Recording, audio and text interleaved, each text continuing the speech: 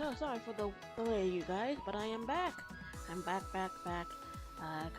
This is another chatting stream. Well, we'll continue on with the manhwas we were doing last time. Hello, meal sticks, hello!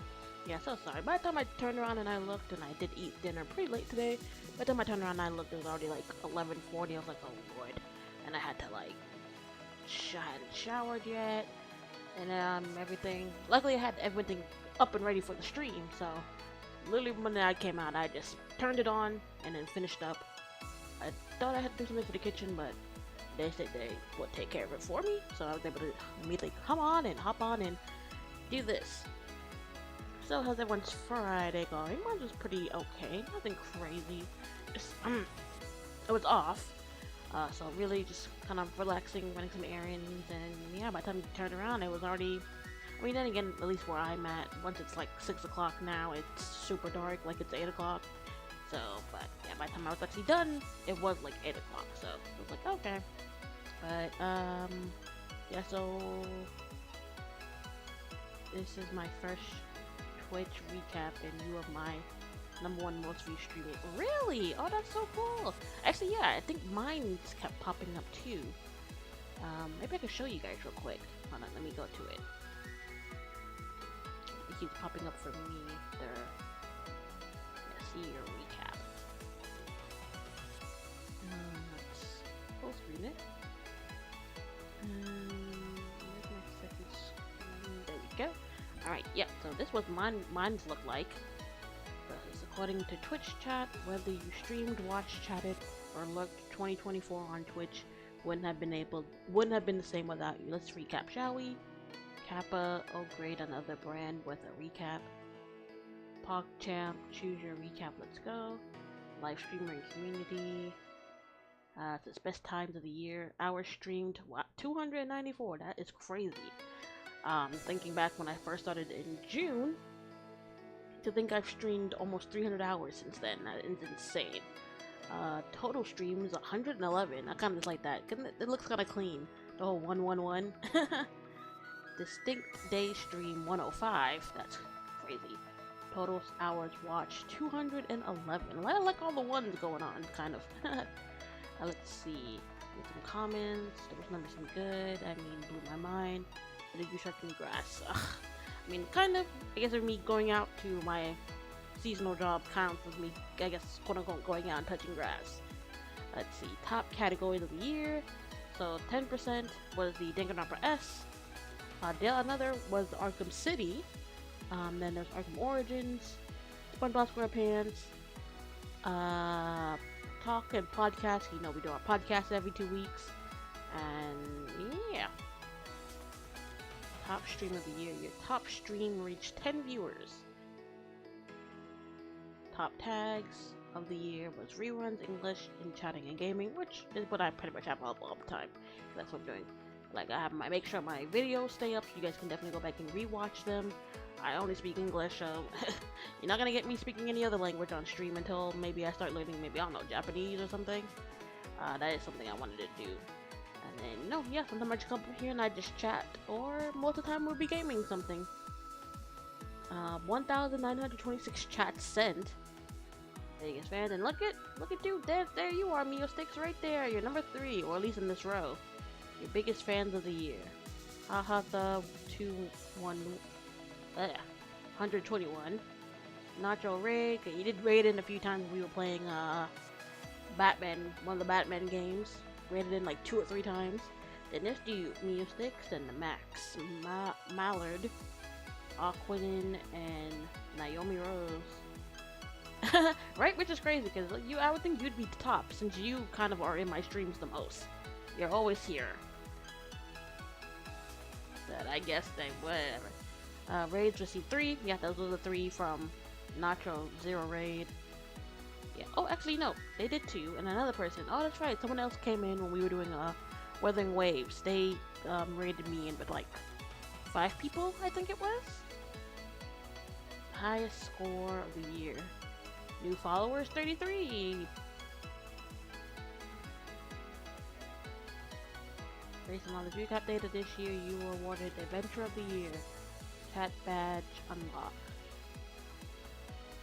And yeah.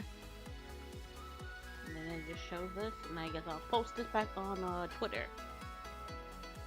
So let me see. Go here. Full screen. Back. And alright. Yeah, that was my recap. So I did see it, and I was like, oh, that's so cool. But then actually, like, fully go through it. So kind of going through it now. It's kind of interesting.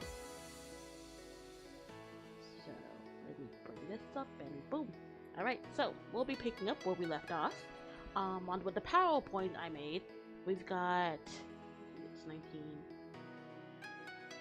We got like 9 more. Yeah, 9 more. At least 9 more that I made. The slides were 28. So there's like 28 different ones here. And then I thought maybe we go through like webtoons or some other channels and see some of the other ones. But there are some. Let me tell you, there's so many that I've read, so many that I'm reading, that it would, like I said, it would take me like months to get them all up, and then the stream would be like 6 hours long. I can't talk for 6 hours, unfortunately. I am hoping and planning one day to maybe do longer streams. I am slowly building it up, you know. There are the few ones I've done have been like 3 or 4 hours. My max is normally around like 2 hours, 2.5, close to like 3 hours. But I am working on trying to do longer streams too. So I guess you could say that's kind of like a goal for next year, to do longer streams. Yeah, but I figured let's just continue where we left off.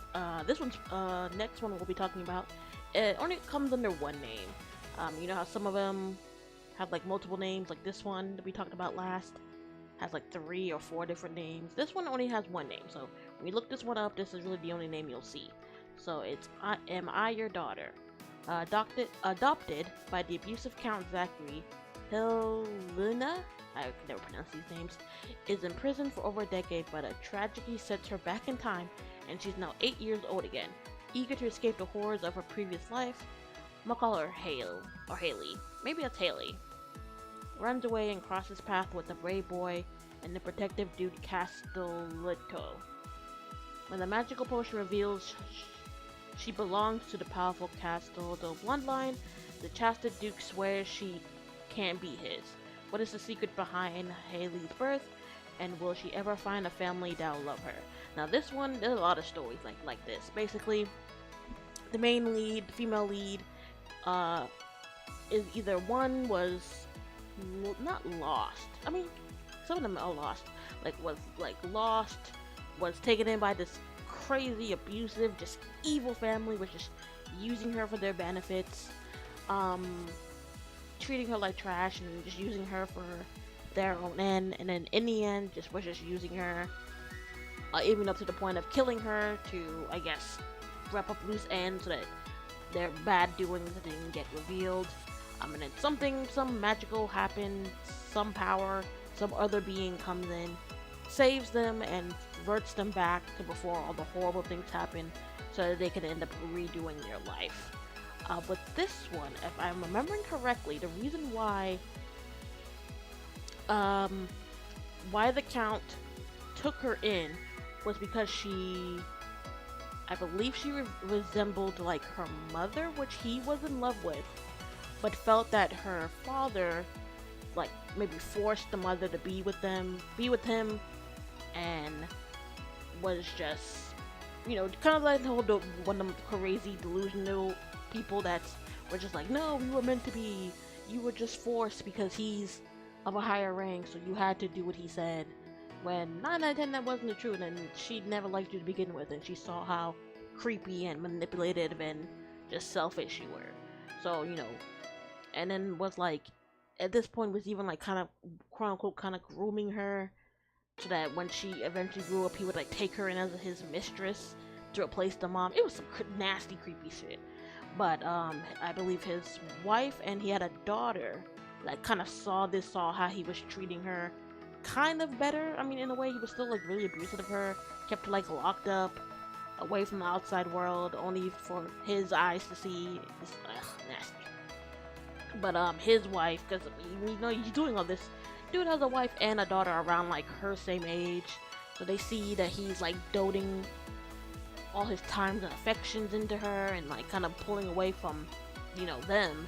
So they start being really abusive of her. They treat her badly, hit her, kick her, just doing the most. Even if the count finds out and berates them, it just fuels them even more. And they're like, "We're your real family, and yet you're here doting over this little girl because she resembles the woman you really wanted to be with, or forced to be with in that case." But yeah, no, this story is really good. I don't believe it ended, if I'm remembering correctly. I believe it's still ongoing. Actually, let me double check that because I haven't seen any. It's probably on break right now because I haven't seen any updates on it.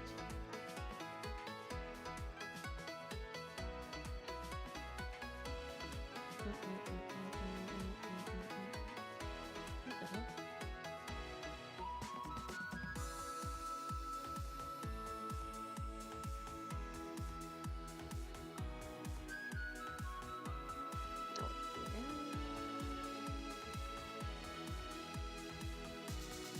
Oh, actually, no, it did. It ended on with 106 chapters. So clearly, I need to go back and reread this because I don't remember where I stopped. But this one's really good. So I kind of won't look anymore because there's not clips, but like kind of pictures, kind of showing what happens in the chapters, and I don't want to spoil myself. But I definitely will recommend this one. It's really good, and this one is finished. And it's not super long because there are a lot of them that are like in the like 300s, and it's like, oh my god. But this one is cool 106, which I think is pretty short, given a lot of the other ones that are like hundreds, like in the hundreds, 200s, 300s at this point. Some are even like in the 500s, and it's like, oh my god. But yeah, no, this one's really good. Next one is, ooh, I love this one too. This one comes with two different names as well. You can define it as the Soulless Duchess or the Duchess with an empty soul. Basically, the naive Yavanna is ready to do anything for her amazing fiance. Summon magical beasts and let him take the glory? Sure. Wreck her body for a powerful spell and die for him? Yes. Watch him secretly embrace her trusted cousin Tristan with passion and deride her openly? Oh, wait, what? Just then, Ivana dies and awakes up a year in the past with a burdened heart. Armed with her knowledge, Ivana ready to fight for herself, and maybe form an alliance with the cold-hearted Duke of Aztin. Now, this is another whole, but this one gives the whole switch. Pretty much, main girl is willing to do above and beyond for this guy, but he only gives her like small promises, always breaking them, never really fully loving her. But she's so blinded by love that she's willing to, I guess in her mind believes that she'll, by doing all this, she'll gain his love and affection. And then of course 9 out of 10 they do all this and they end up having like a girl on the side that they quote unquote really loved and really wanted to be with. But the twist turns out that it's actually her cousin, and her male cousin at that. So you're like, wait, what? Which you actually do find out that they're actually, I guess in a way, kind of half siblings because their fathers are twins. So if you kind of think it like that, they're cousins, but also kind of like half siblings because their dads were identical twins. But I believe her dad was the firstborn, so he kind of, in that whole setting, got the family title, got all the riches, but then you find out her dad's a complete asshole too, just running the family into the ground, not caring, not really doing his responsibilities, just going out partying and drinking and spending it on women, and then trying to force her into like an arranged marriage in hopes of it bringing more money and profit into the family that he can use. So that's kind of the reason why she was kind of connected to her fiance, which I believe he's supposed to be like the nephew of the emperor. So I think that's kind of one of the reasons why her father was so adamant about them being together, was because he was like nephew to the emperor. The emperor only has a daughter, so they believed. I'm not sure, maybe I read this wrong, but I thought it looked like at 1.2 that maybe he was going to either have him marry the princess so that they could have like a quote unquote king to rule, or have him, like, I guess, be incorporated into the main family of the emperor and the royal family, and then be crowned king that way. But and another thing was, he kept bragging that he was just an amazing summoner, was summoning all these magical beasts. But in reality, he was really hurt. She was the real talented one, and back in her old life, she was just letting him take the credit and whatnot. So when she, of course, when she ends up dying in her past life and being reincarnated, she's like, okay, yeah, I'm not going through this again. I'm not sacrificing everything all for this man who's going to belittle me, treat me like trash, cheat on me, and then, take credit for my work, my everything. Even like forcing her to do powerful like spells that were like destroying her body, all in the hopes of summoning like magical beasts that were kind of out of her range, but didn't really care. But of course, didn't care about the side effects because he just only cared about using her. So when she comes back, she decides she's not gonna go through that, but she knows with the pressure of her family and with him, that fighting it by herself would be kind of hard. They would, in a way, force her to still go along with the marriage and the engagement.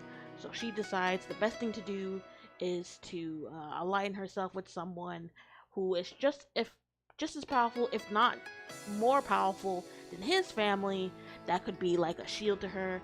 That's where the Duke of Aston comes in. He's like this sword warrior. Everyone like praises him in the kingdom. I forget what correlation he had to the fiance as well, but they were always at odds, always compared to each other. I think at some point people even believed that he would marry the princess and become the next king. I mean, that's how much people really like kind of respected him, kind of backed him. They were like, yeah, if he is the next king, then we know our kingdom is safe. And the fiance, seeing this and always being what up, hated him. So she saw him as the perfect chance to kind of get one on him, for all the backstabbing and betrayals he did to her when she, wholeheartedly loved him with her heart, was willing to do all this for him. But of course, he took it all for granted, didn't care. Only cared about how it made him look, how it helped him achieve his goals in the end, and just the people like that just really disgust me. But I don't believe this one's done either. I want to say that one's either it is or it's on a break. Empty. Don't remember how this one ended.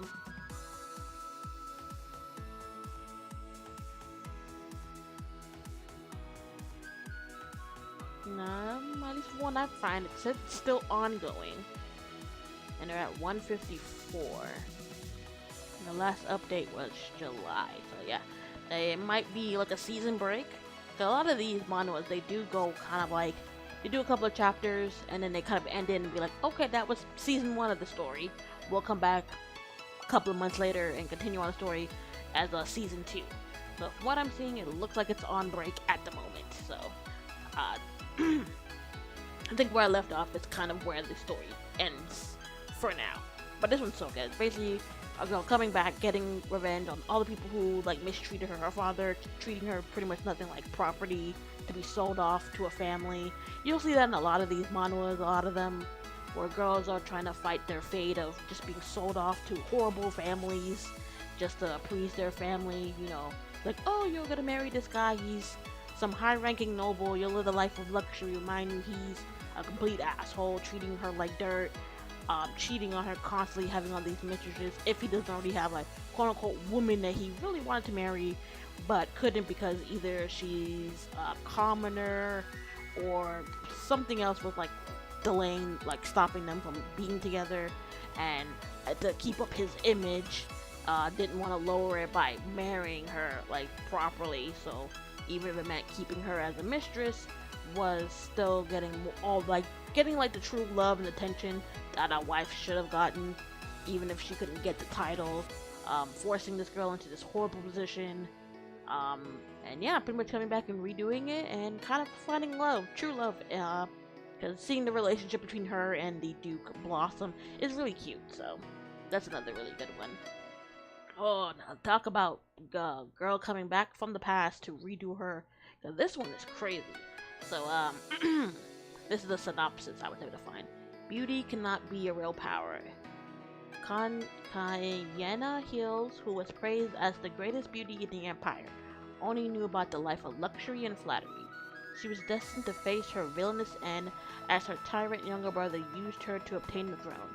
Later on, she was killed by her crazy husband after being put through abuse and confinement. Until one day, I became that Princess Kayena. I will make you the emperor. What do you mean, sister? In return, you shall grant me my freedom. A rose with poisonous thorns, a beauty that lures death. I will take control of my life this time. So this one, this was so good too. Basically, it's kind of what the synopsis says. The girl is a princess, the only princess of the entire kingdom. She's known as this great beauty, just beautiful, elegant, and I believe she was also, the dark hair guy here is like the Duke. I don't remember what his like family name is. Basically, he's like the Duke, kind of like like in comes to like power and I guess social status. His family is like right below the royal family, so he's like very high ranked and kind of always had interactions with the royal family. I also believe in her past life she was like madly in love with him, kind of using her authority to trying to force them to be together, but of course he didn't. Ended up marrying someone else, kind of having his happy ending, but she was then forced to marry like some count or whatever his name was, that was like crazy obsessed with her, but then once he got her, pretty much was like treating her like a doll, was like not forcing her to stay in the house, couldn't talk to people, kind of isolating her, just being really abusive, hitting her, kicking her, doing the most, and then I forgot what exactly happened, why he ended up killing her in her past life. Like something happened. I think it was like, cause I think he also made a deal with her younger brother who ended up being the emperor and like using her. I think it was like his family's power was able to help the brother become emperor, and by doing that and having that connection, he forced her to marry him, but through all this like abuse and whatnot. And then after that, I guess whatever deal they were supposed to have didn't go through. And then hearing this took his anger out on her, even though he was like quote unquote crazy obsessed with her, in love with her, but ended up killing her. So she comes back, and she's like, you know what? I'm not doing this. I'm not going through this again. So she's like, you know what? You want to be emperor so bad? Sure, I'll make you emperor. But once that is done, you will set me free. I will have my freedom. I'll be able to do what I want, go where I want. Like, she won't be confined to the kingdom anymore. Won't be forced into an arranged marriage by someone who will probably just treat her poorly. We do see her relationship with the Duke change. You know, she's not her super clingy, trying to force them to be together self, which throws him off, and then he slowly starts seeing like the change within her. And sorry, I thought I heard something. So we kind of see like their relationship kind of blossoming as well. We also find out that the emperor was kind of like really didn't like either of them. Didn't like the son and didn't like her. And then had like a secret child with a woman that he truly loved. And then I think at one point was planning on having him join the royal family and making him the emperor or the next ruler. Which of course, her brother was just like, yeah, no, that's not happening. I think even in the past life did something to like kill off their half sibling and the woman, you know, to stop them from like coming and like ruining his reign of being emperor. It's just crazy. Basically, she's like coming back, righting all the wrongs, trying to kind of set everything the way everyone wants without it affecting her being trapped, going through that torture that she went through. But like we said, we see the relationship with her and the Duke slowly change. At one point, the woman that he ended up marrying in his past life ends up coming into the picture, but because everything ends up changing so much, they don't end up having the relationship that they did have, which kind of throws her off. But she's like, wait, they were like meant to be before they got married, lived happily ever after, like went through all these trial and tribulations together. So when she sees they're not like forming the romance that they were supposed to, she's wondering why. And then of course, we know with these type of stories, with the quote unquote villainous changing, it's also changing the story, and we kind of see the Duke falling for her instead. But yeah, this one's really good as well, and I don't believe that one's ended. This one's not done too. I think this one's on a break as well. Ooh, this one is next. This one calls by two names. It's the Duchess 50 Tea Recipes, or 50 Tea Recipes from the Duchess. Duchess Chloe Battenberg is a spineless softie at the mercy of social snobs, disappointing servants, and a cold husband. When an office worker and recovering pushover awakens as Chloe, she can't believe it. But she's done with this pity party, so she'll make it a tea party. Each cup is perfectly brewed to defeat prejudice and coffee predilection, and served with a side of business savvy, but is enough to stir her husband and bring Chloe the respect she deserves. Come spill the tea with Chloe. Haha. But yeah, basically with this one, it's first the main character wakes up in the body of Chloe, finds out that basically she is married to this Duke, but he has next to no interaction with her, pretty much ignores her. And with the servants seeing that, they pretty much treat her poorly. They're like, well, why should we respect you if the Duke isn't showing you that same respect, or isn't treating you like his wife? That basically means you're just a stranger in the family. So the servants like either ignore her or just straight up treat her badly. I believe her family was like, they were nobles, but not like high ranking nobles. So that's another thing that some of the other like nobles like snip at her. They're like, oh well, you're just this level of nobility that was lucky enough to marry into a duke's family. So when she so with all that, I forget what happens exactly. I think the real Chloe like dies, or something happens to where she gets awakened into, the main character gets awakened into the body of Chloe, and she decides, you know what, I'm not doing this. But when she wakes up, she's like, one of the things that really helped her like relax and push through the situation was have a nice cup of tea with some treats and whatnot. But she finds out in this world, tea isn't really that popular. If anything, people much prefer coffee, which is something she is not happy with. So she takes it upon herself that she's going to kind of reintroduce tea to the world, showing them how good it could be, the different ways you can have tea, and kind of in a way also like starting a business to promote tea and all the things that can go with it. And with that, kind of seeing the husband kind of seeing the change in her, kind of growing an interest in her as well. And that this one did end. It ended pretty good. You do see in the end they kind of quote unquote become more like an actual couple, end up having kids in the end, and just kind of more having a happy ending, and her kind of getting the respect that she deserved, the respect and the love that she received and kind of gotten. So this one's pretty good too. Let's see what's next. Oh, okay. And this one. Now this is the one I was talking about. This is the one I liked, but the ending I'm kind of iffy on. Basically, it's called The Abandoned Empress. As the daughter of House Monque, Tia, or Tia, as they kind of call her, was raised to become the next empress of the Castine Empire. But with the appearance of a girl from another world, everything has fallen apart. The emperor has turned his back against her, and Tia's life as a lower queen is cut short by death. However, Tia is given a chance to change her fate to 7 years earlier. Is this a dream or reality? Will my destiny change? Now this one, I believe this is not one of the very first ones, like first ones, but this is one of the very first ones I read that got me hooked on manhwas. Because basically, like, she's the daughter of I want to say a duke. I think that's what it is. Like, they didn't say what hit, but I think she's the daughter of a duke. She's the only child, and in their world, some prophecy came about with like, oh, she's gonna be the next empress. Show with her, by the prince's side, they'll rule the kingdom into a new height and whatnot. But so with that, she ended up like being really entangled with the royal family.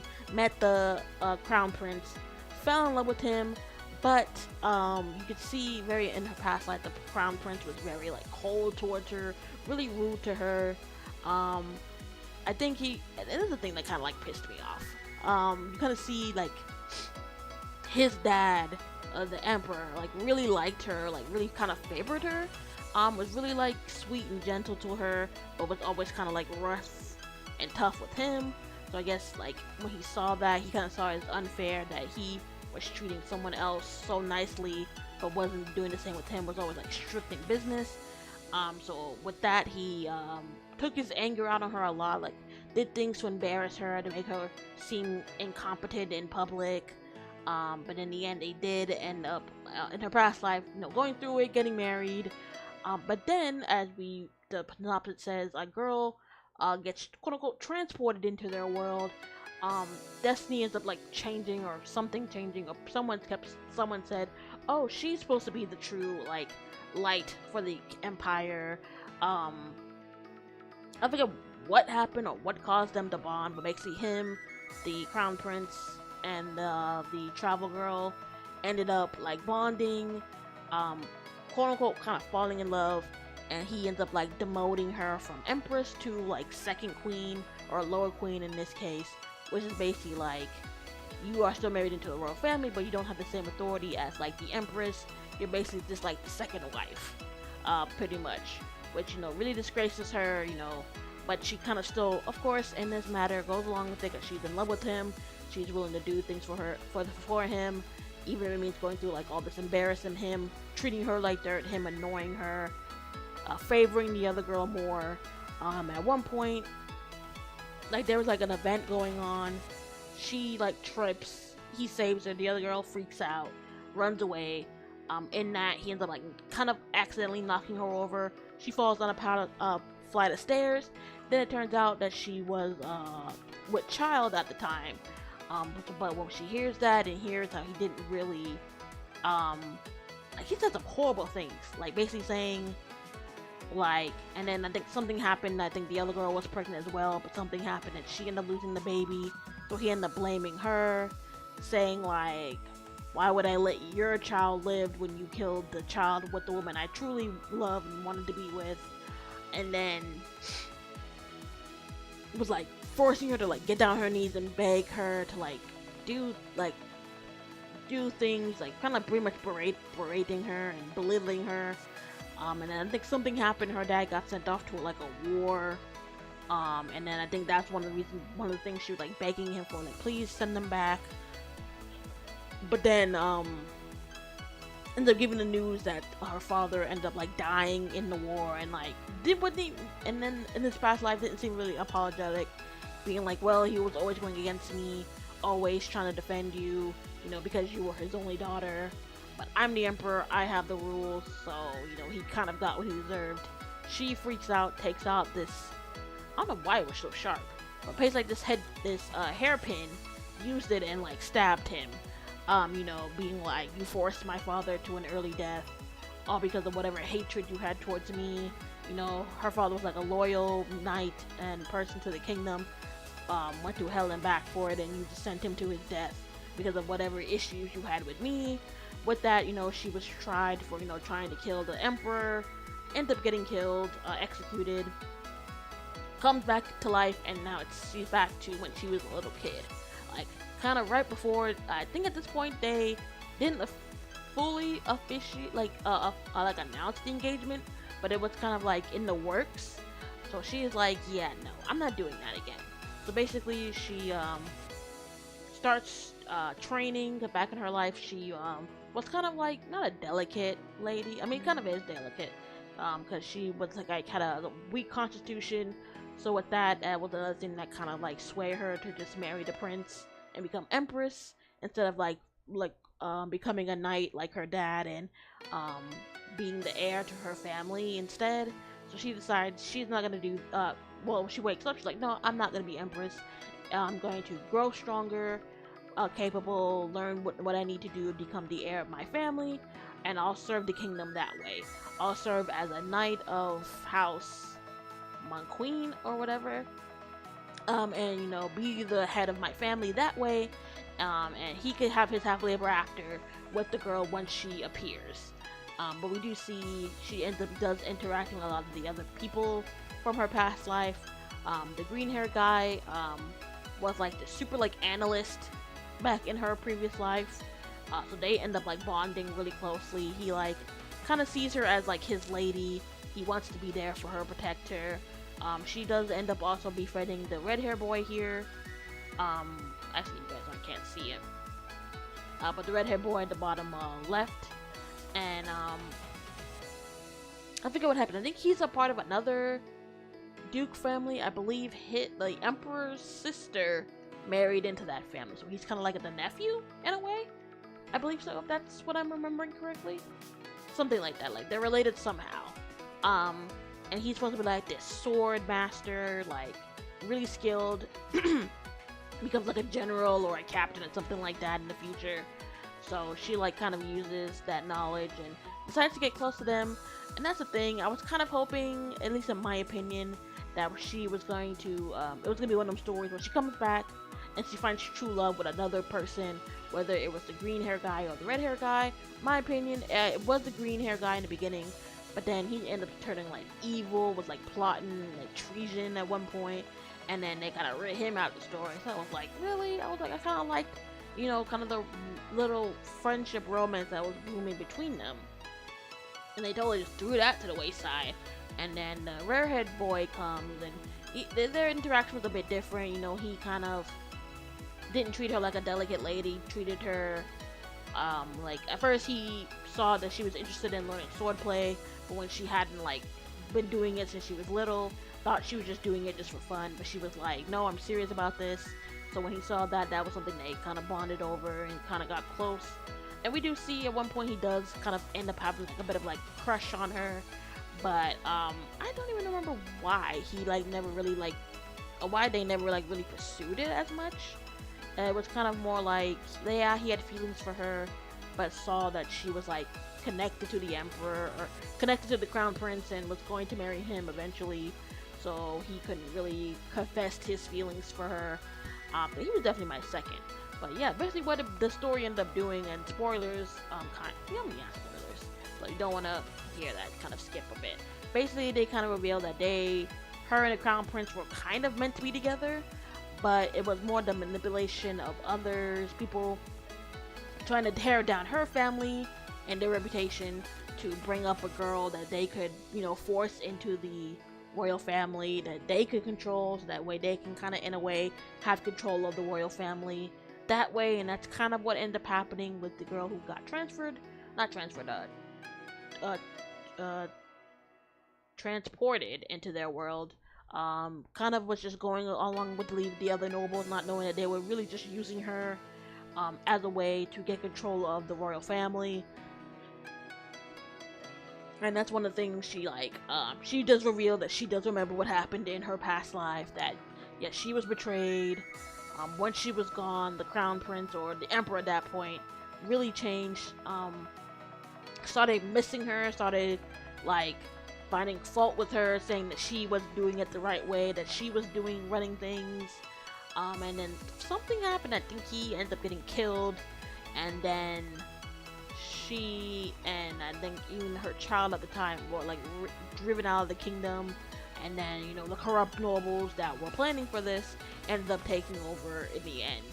So we do see this. Okay, they go through a lot. They do so many things to her to like try to discredit her for becoming the next empress, like saying like, oh, she's too weak, or she's not following the proper etiquettes.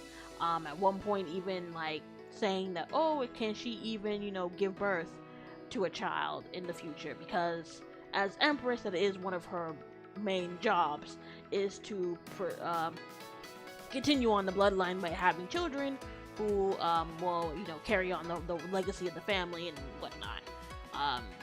It was crazy, but like I said, it was so good. I I don't know. I mean, in the end, they do find out that he was kind of, they were both kind of being forced like poison or medicine that was forcing him to act out in ways that they wouldn't have. So even though he was kind of angry with her on how his father was treating her compared to him, he didn't like outright hate her, but whatever medicine or poison that they were feeding, forced like secretly feeding him, was like warping his mind and his perception of her. So he like grew to hate her, even though like, and at some point you could, I guess in his mind he saw that he liked her, and was growing fond of her, but whatever they were doing to him was like warping his head and his mind to see it as the opposite, that she was the enemy. And yeah, and I guess in the end they said that they were pretty much like supposed to be like star-crossed lovers. They were meant to be together, and in the end that's what kind of happens. We do kind of see like their love kind of growing differently, because in the beginning she kind of like fell in love at first sight, and that's one of the things like she kind of like berates herself when she comes back. She's like, why was I so enamored with him? Why was I so willing to, you know, do all this, go through all this suffering for him, when I didn't truly really know him, know anything about him? I just went off like kind of like I said, the first impressions of when they met up at a ball. I think the ball that announced their engagement, that's when she like saw him and fell in love at first sight. So that wasn't like a thing she kicked herself for. She was like, she devoted herself so much to someone she kind of really didn't know fully and deeply like that. With this second life, she does kind of get to know him more, know more about his past, his history, how he ended up losing like part of his family to, again, to like more like corruption and whatnot, and how it really triggered him, and just, yeah. But this one's hard. This one's good. It's good. The way they flipped it around and kind of made it seem like, oh, like it wasn't really his fault. You know, he was being controlled and manipulated to act that way towards her. He really was in love with her or was falling for her. But you know, with the manipulation and everything else, was kind of forcing them apart, forcing them to hate each other, to go against each other, and eventually tear each other apart. But with that out the way, with her, you know, kind of growing stronger, growing, pretty much not being the quote unquote like delicate flower that she was, you know, was like training in the sword, was part of like an order of knights, you know, was growing strong, growing a name for herself, and you know, a reputation as well, kind of helped that, and like helped them kind of see other sides of each other that they couldn't see before. So I don't know, I love this one. I love it so much. I don't know, I kind of just don't like how they kind of rewrit how they changed up how he treated her, and kind of, I mean, in the end it wasn't his fault, but still, it's like the way how he treated her. The like first few chapters are like her still in her past life, so we see how she's being treated, how he ignores her, how he only is favoring the other girl, how he's like belittling her and her family, and how he treats her, but yet it's still like forcing himself onto her, getting her pregnant. But then when she loses the baby, he doesn't care, but then like blames her for the death of the other baby, of the other woman, and then saying like horrible things like, why would I let the child of you be born into this world when the child of my real woman or whatever, you know, was snuffed away by you. I don't know. This one's good. It's good. I do recommend it 100%. But the ending, I don't know. Maybe you guys could read it and let me know if maybe you were okay with how it ended. Were you okay with her ending up with the crown prince in the end, or do you think maybe she could have ended up with maybe one of the two other guys, or maybe a different guy could have came in that could have changed it up, and that could have been someone she could have ended up being with, you know? But yeah, let me know. Let me know if you guys, once you guys read it, if you guys were okay with how it ended, if you're okay with her ending up with the crown prince, how they kind of wrapped it up, and kind of how the misunderstandings between them were solved. Or do you think maybe they could have done it differently and she could have ended up with one of the other two guys or whatnot? But yeah, let me know, you guys. Let me know down on either on the comments or on the video, because either here or on YouTube, especially if it's been like 7 days and the Twitch one disappears. I do so much stream on YouTube, so you guys can definitely leave comments on that video to let me know what you guys think of that ending. And speaking of YouTube, I don't know why I did this. For some reason, it was my video for this was connected to my podcast episode for Sunday, so I had to go in, delete it, and I got to reset it up again. I don't know why it did that. It's did that to me before in the beginning, but it's been like months since it's done that. I don't know why I like randomly connected my YouTube video for this with my podcast episode for Sunday. And I had it set for Sunday. For some reason, they were somehow still connected and started like 2 videos at the same time. It was weird. Let's see, we got like 4 more. Ooh, this one's good. This one's getting updates recently, too. So, this one goes by 2 names as well. Funny enough, the names are kind of similar, just kind of reworded differently. So either it's Lady Chef Royal or Royal Chef Lady. So Sina's been tossed into another world as a despised daughter of a noble family. Her little restaurant was her refuge in her last life, so she got some trick up her sleeve, cooking skills. As Sienna, she'll put her brains and fine-tuned taste buds, Korean fried chicken, anyone, to the test, so she can take back the kitchen and gain this social esteem title of Chef Royal. Will her cuisine reign supreme over the empire and bring her the sweet and salty balance of power and affection? So, and this one's pretty interesting too, because when you go back and forth, not back and forth, later on you kind of find out like something. I won't spoil it because it's like a huge spoil that like plays a huge role like later on in the story. But something happens and she gets transported back into this world, and she wakes up and basically she has just been like abused and neglected. She finds out the emperor, basically like the royal family was trying to like force an engagement with her dad, who was like the duke or something, some type of lord, and to like kind of like so they can have like a quote unquote like madam of the house. Because at this point I think their mother had passed away. So it's just her, and she has 2 older brothers. And then, they live with the grandfather. I think the dad lives like in the capital or something. So they live like in their own domain with the grandfather, but the dad lives in the capital, if I'm remembering correctly. So you know, she wakes up, she sees like kind of the mistreatment she's getting. So she kind of in a way uses her cooking skills to like to make a dish for the I forget what the grandfather's title is. I know he's some type of is he a duke too? I think he might be some type of duke. I want to say he's a duke as well. To get like an audience with him, he grants it, and she's like, I have been mistreated and neglected and abused by this lady. Can you please do an investigation on her to find out the truth, so that we can you guys can have a clear view on what this woman is really like. We see the woman and her father kind of protesting like, oh, she's lying, don't believe her, don't just take her for her word, which is funny because then one of the brothers steps in and he was like, well, maybe I heard her question wrong, but she didn't say like just straight out believe me that you're mistreating her. She said do a trial, pretty much find all the evidence needed to back up my claim before you make a judgment. So they do that. They find out that yeah, she's been just horrible to her, feeding her rotten food, giving her like frozen blankets and pillows so she'll get sick, trapping her in like a room with like no proper like airflow and whatnot, and just bruises and beats and cuts all over her.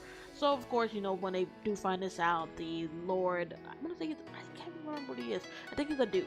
I'm gonna just say a duke because I can't remember. So the duke grandfather, you know, hearing this is outraged, immediately kicks him out, and that's kind of where her story begins. She's like doing all these incorporating her cooking from her past life into this world, kind of growing closer with her siblings. We saw she didn't really have a close relationship with her 2 other brothers, but with them kind of seeing this new side of her not acting, and that's another thing. She comes back and she finds out that either the previous her or whatever being was taking over this body before her was just horrible, was acting out, was just like straight up like an evil menace. And her coming in, not knowing the situation, at first is treated like that. But they do kind of slowly see her changing. And another thing that they point out a lot that I won't go into too much. They're like, you seem like the old Sienna now, which they're happy about. So that kind of gets her confused. She's like, the old Sienna. What do you mean? What does that mean? That's a little something y'all can look forward to. Like I said, there's something that gets revealed later on in the chapters. That when I found out, I was like, oh, well, that's how that worked. It's very different from how some of the other like reincarnation stories or gets transported into like another world does. So it was kind of it was interesting, and I like that. So I'm gonna give it all there. But and she ends up I forget what happens, how she gets involved with like one of the princes. I don't think he's the crown prince. He's one of the princes of the kingdom. And I think he's shunned because of his black hair. I think? Yeah, either that or I'm mixing it up with a different story. But, like, he's supposed to be like a prince. He's a prince. I don't remember which one, but I don't think he's like the crown prince. But I think people kind of see, or kind of hoping he'll become crown prince. But I think they see the other ones kind of like, doesn't really seem fit for the job. Seems kind of lazy. Kind of seems like he's already gonna be... is acting like the role is already his. So we see her bonding with him and kind of a romance blooming with them as well, which is funny because we kind of see him developing feelings for her, but she kind of doesn't see it until like later on. She does end up meeting her father later on, because actually that's another thing, like a good portion of the story we actually don't see her dad until like many chapters later when something happens and she needs like a form filled out, but she needs it filled out from her like primary guardian, which would be her father. So that's what that was what was the trigger for her to go to the capital, meet her father, and we see basically when you see one of the brothers and then you see the dad, you definitely see that one of the brothers takes 100% from the dad. One the other brother takes 100% from, I guess, like the mother and the grandfather, and she does that as her appearance is like that as well. She kind of takes off there the mother and I guess the maternal side of the family. But and then just seeing there's also some other things they say she's not a saintress, but basically like she has some type of magical power where she can open like portals and gates to like other worlds, or can open like passage for people to go through. But there's another girl in the kingdom who could do the same thing. And then she's also kind of like using that leverage as being able to have that having that special ability to like force a marriage with the prince, which is this one right here in the picture. Like she's like really obsessed with him, and she's like trying to use that status, use that ability that she has to like gain favor with the royal family, so that they will see that and make an arranged marriage with her and one of the princes. And she really wants it to be with him, but of course he is not interested at all. We see him develop feelings for Sienna, and with her having the same ability, she sees her as a thorn in her side. And it's like, and we do see like her. We actually don't see her for a good couple of while. She's like mentioned. It's not until like a few chapters later when we see what she actually looks like, and we see like a few other things that maybe happened throughout the story that was trying to like undermine Sienna, was from her trying to like, I guess, ruin her reputation or get rid of her entirely, because she sees her as a thorn in her side from getting her goal of marrying this prince. I swear, I don't think he's the crown prince, if I'm remembering correctly. I just know he's a prince. I think there's like two other ones at least in the story that we meet. But I don't think he's the crown prince. Because why else would she be like crazy obsessed with him? Like basically like these stories, a lot of these girls, like especially girls of that character type, like they're so obsessed with marrying the prince, and 9 out of 10 it's the crown prince because they want to become empress and have all that power and glory and whatnot. But I swear I don't think he was the crown prince, but I could be 100% wrong. Like I said, this one's still ongoing. Some chapters released, I want to say like maybe a month ago or so. So it's still ongoing. It hasn't finished, but this one's really good too. Ooh, this one. This is another one. I actually have finished this one yet, but I've seen like YouTube shorts of kind of how it ends, kind of. But also, I still need to read it for myself. Actually, give me one quick sec. Let me get a water break.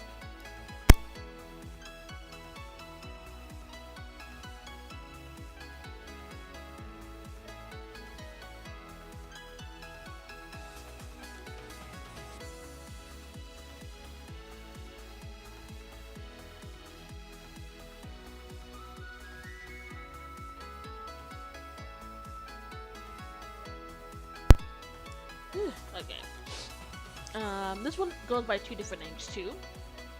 You either find it as I belong to House Castellano or I am a child of this house. 11-year-old Estelia never imagined she'd be sold off by her own mother. But the buyer is the one and only Duke of the Empire, in Estello, and he's Estelia's father, feared across the kingdom for his blood, red eyes, and the menacing power of its magical lineage. And in the cold master of House Castillo, his sworn enemies and dashing knights could become Estelia's. I think that's a blank. I think it was like knights or saviors or whatever, or protectors. But does being his rare daughter really mean she's a child of this house? So basically, it kind of starts off. We find out that her mom had like either was the mistress or like had a one night stand with the Duke. He's a Duke, right? Yeah, Duke.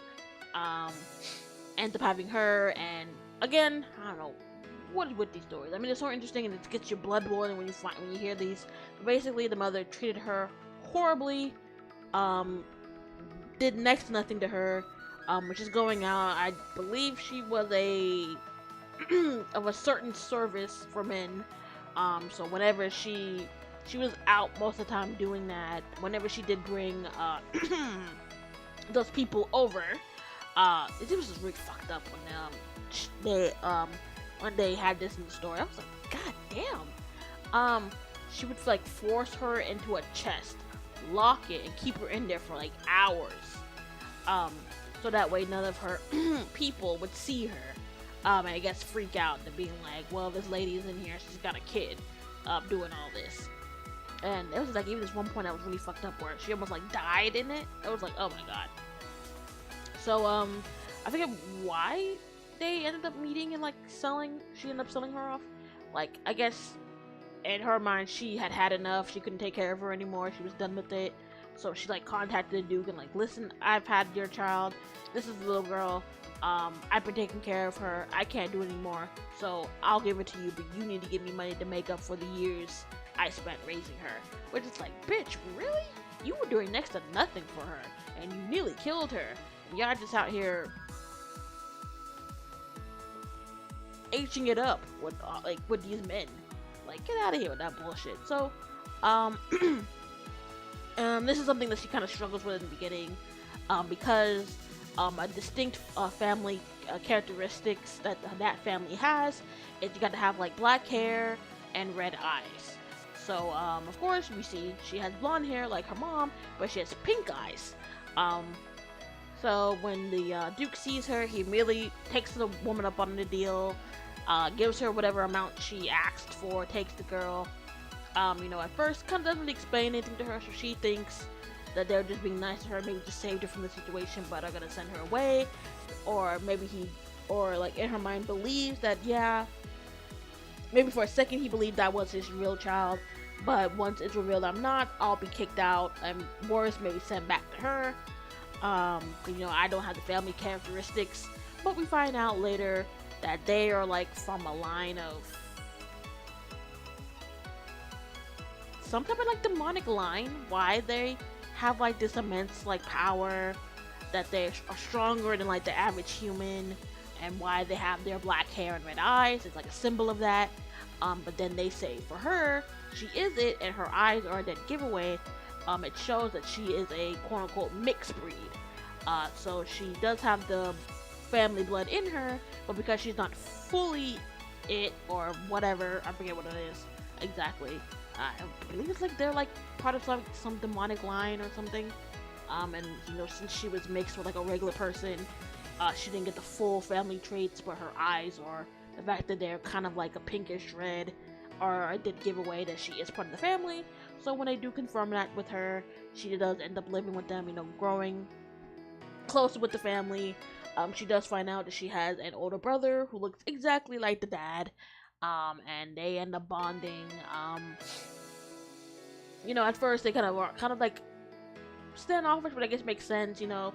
It'd be weird if you suddenly wake up one day and your family comes to you like, hey, you actually have a younger sibling, a half sister or brother, but at first they don't really hate her. If anything, they adore her. They treat her nicely, kind of make up for all the torture she went through, which is really, I say torture, it's really fucked up. Something ends up happening like a good couple of chapters in where we find out that there are these fanatics who are like really obsessed like her family line, trying to figure out like what's the source of their power, their strength, but of course capturing an actual person with like but capturing someone from the family and like doing experiments to figure out what their like abilities are is hard, because one, they're like 10 times stronger than the average person, so taking them down would most likely result in you dying like within seconds, which we do kind of find out, because I think the brother reveals that he has people come after him before,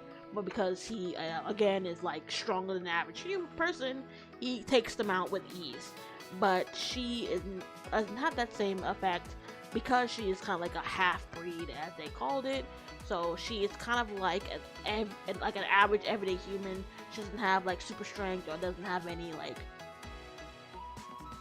or doesn't have like their magic capability, I should say, because she doesn't have magic capability. But I'm gonna leave that as a surprise. You guys to figure out what her magic is. But because she doesn't have like the innate like strong magic to defend herself, something ends up happening. She ends up getting kidnapped, and it was like it wasn't a lot of chapters, but it was a good like 1 or 2 chapters where we just see her go through this like really effed up torture, and they're like forcing experiments on her. They do find her eventually, and the guy gets the people get punished. But we do see like it really affects her mentally for like another like chapter or two. So yeah, like she's like in this daze.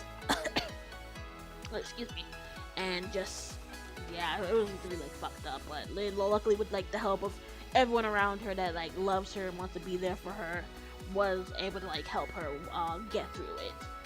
We do see. I kind of won't spoil, because I mean it's kind of a bit of a spoil, but we do see eventually, she ends up growing up, learns to like take care of herself more and protect herself more, and with that she does end up finding love with someone that I don't know, I'm sure how y'all feel about it. Someone who was by her side protecting her when she was young. I don't remember what their age gap is, but I mean, I want to say they waited until she was of age. That's all I'm gonna say. But this one's really good. This one ended. So we do see the ending. She doesn't get her happy ending. She doesn't end up getting married, having kids. And yeah, just finally getting that family feel that she always wanted. And being strong to protect herself and the people around her. It's such a good story. I love this one too. Ooh, and speaking of good stories, I mean, this one hasn't ended yet, but you can tell this one's gonna get a good ending. Basically, this one goes by 2 names as well. This is I Am the Real One, or actually, I Was the Real One. So, a prophecy foretold that the Grand Duke would only have 1 water element born from him. Though she lacked her father's affection, Kiera knows she's destined for those powers. But after years of doing what was right and proper for Noble, she's executed after the conniving Cassetra appears, claiming to be the Grand Duke's real daughter. But then Kiera wakes up with newfound purpose, make changes, allies, and even friends before it's too late. Will it be enough before Castillo hatches her plot? So basically, they call her like princess, but she's not an actual princess, but she's not royalty. But I believe she is like somewhat connected to like the royal family, like relatives in a way. So they do call her like princess. They call him. She has a little brother. They call him Prince. The little boy right here in the bottom right, with the red eyes and blonde hair. that was something that plays a big role because her father also has basically her brother is like an exact copy of the dad, and she is like an exact copy of her mom, which you see here. And that was something that a lot of people like rated her for. Was kind of like picking at her. Was pretty much saying that she possibly wasn't the Duke's real daughter because she looked nothing like him, which is like, really, people, come on. Like, a child could look like one parent, and another child could look like another parent. They don't have to all look exactly the same. Like, come on now. But I guess back in that time, it's like, well, if they don't look like one of the parents, and then, or they feel like, well, if one kid looks like the parent, especially if he's like a high-ranking noble, well, why didn't the other child look like them too? So that was kind of one of the things that like kind of like rated her. People were like looking down on her, and that didn't help a lot when Cassetto popped up, because she ended up having blonde hair and red eyes, exactly like the Emperor. So when people saw that, they were like, oh, so why was this random girl having the same features as the Emperor? I'm not the Emperor, the Duke, but the quote-unquote daughter he's been raising all this time has a different feature, has like different features. So that's another thing that kind of played a role. The dad was like really like standoffish, didn't really do much, like wasn't really acknowledging her as much, and just was kind of like ignoring her. And then so when in her past life, when she came along, Cassetto kind of was like pushing her to the wayside, and when she manifested the water element powers, kind of just already like deduced that she must be a fake, that her mother must have had an affair, had her with a different man, and that she was someone else's child. But then at the end of her first life, Cassetto reveals that actually she did something that ended up stealing away her power. So the water element power that she was showing off was actually hers, and that she actually wasn't his real daughter at all. That she had just plotted this to get rid of her and take down the family. So when she wakes up, she decides she's gonna. First, she doesn't know. She doesn't. No, I think she kind of does remember that, but she decides she's gonna do things differently.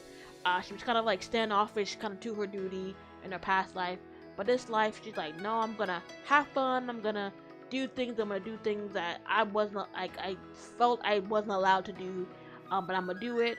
One of the things like she was kind of wanted to do was like fall in love and hopefully like maybe get married. So, which is funny enough because she does end up dating this guy, but then turns out he was just a total scumbag, was just using her or seeing other girls behind her back. So she quickly ended that, and we do kind of see she does end up falling for, funny enough, ends up falling for two guys at the same time, which is like a dilemma she tries to work out throughout the rest of the series. I mean, I guess series, you can call it series. One is one of the knights of her like family's order that was always there for her in her past life, and they end up growing even closer in her new life. And another one is like a grand wizard from some type of magical society that they have in that world. So she kind of slowly like kind of getting close to both of them, and then she has like recollection at one point. She's like, oh crap, I think I'm falling for both of them. Now what do I do? But of course at the same time, Cassetto pops up again. And of course, like true to fashion to what she did in her past life, is doing everything she can to undermine Kiara, trying to embarrass her, make her seem like she's incompetent, pretty much trying to do everything to make it seem like she is really the Grand Duke's daughter, that Kiara is just a fake. But her now knowing what's been going on and learning a bit more, because there's a bit of a dark history to Cassetto that we end up learning later on. That I won't reveal because that's a really good thing that they end up revealing in the story. Basically, her whole goal is to get revenge for something that happened in the past. I'll leave it at that. So that's kind of what fueled all this, why she did all this, and just kind of seeing Kiara like undermine her, grow stronger, defeat her, and hopefully getting her happy ending and end up seeing which guy she ends up choosing in the end. I don't believe this one's ended, so your guess is as good as mine. When you go through the story, I do want to kind of wonder which guy do you think she should end up with? The knight that was by her side in her past life that she's grown closer with, or like I forget what he is, like a grand wizard or something like that. The blonde hair boy, with the blue eyes. I'm interested. I don't know. I like them both. I wouldn't be mad if she was with either one, but we'll see. Ooh, I love this one. Sometimes I go back and I reread this one, but this one's so good. I love this one too. I mean, I love them all, but this one is really, really good. After this, we got one more. At least on the PowerPoint I made. Ooh, excuse me. Okay, so this one goes by 3 names. It's either Ginger and the Cursed Prince, or Virtues Bestowed by the Villainess, or Virtues of the Villainess. So basically, hopeless romantic Ginger Torty getting engaged to the man of her dreams is a fairy tale come true.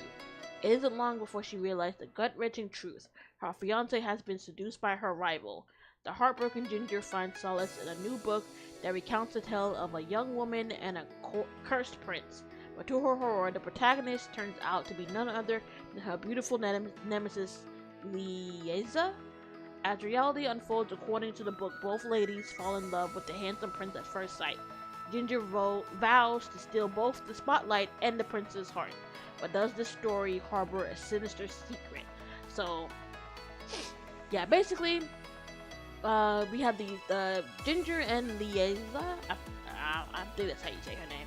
Basically, they're kind of like frenemies, kind of. They act like they're friends, but in reality, they hate each other. And Lieza most definitely, because she's always seducing and stealing any guy that Ginger is interested in. And so when she does end up getting engaged to this one guy, she thinks, oh, he'll be different.